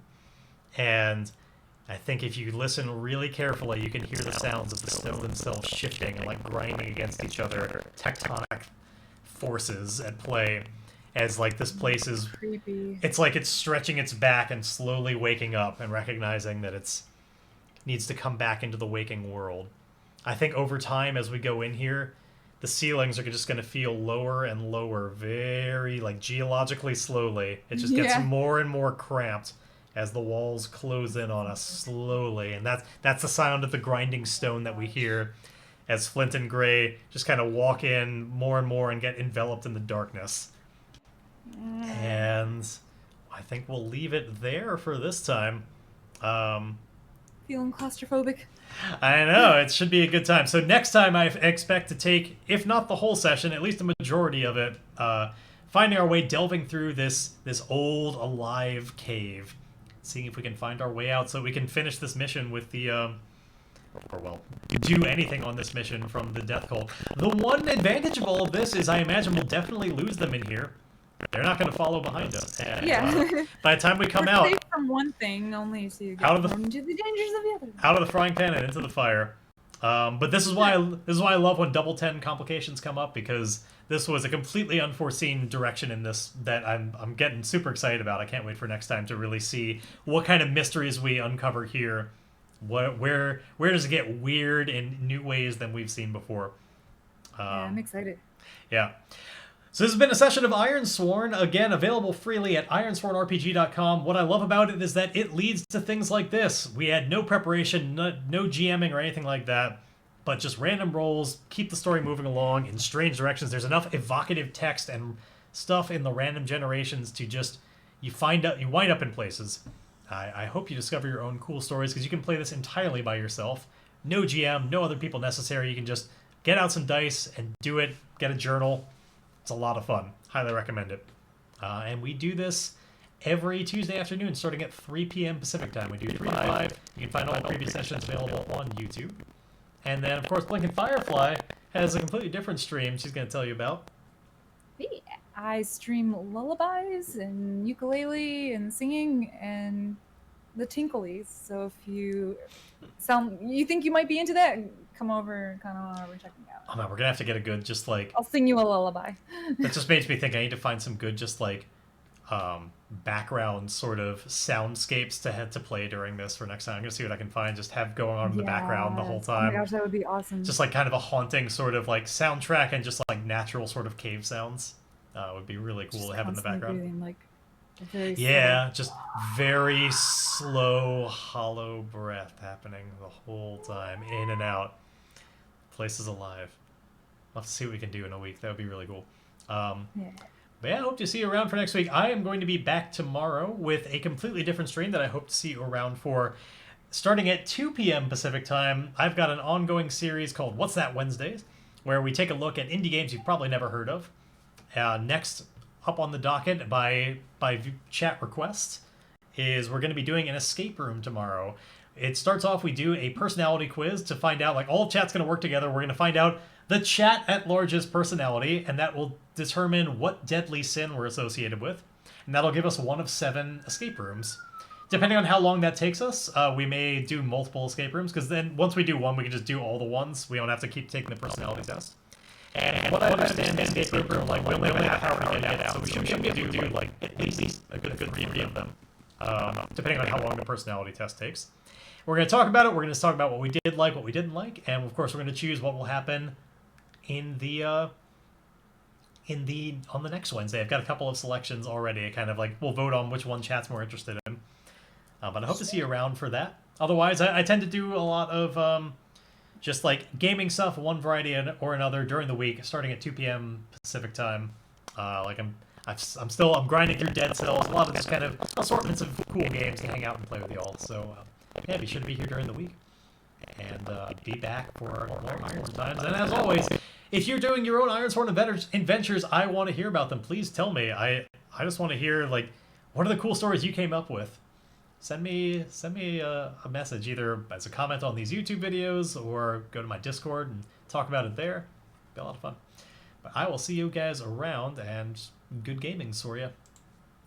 Bye, everyone.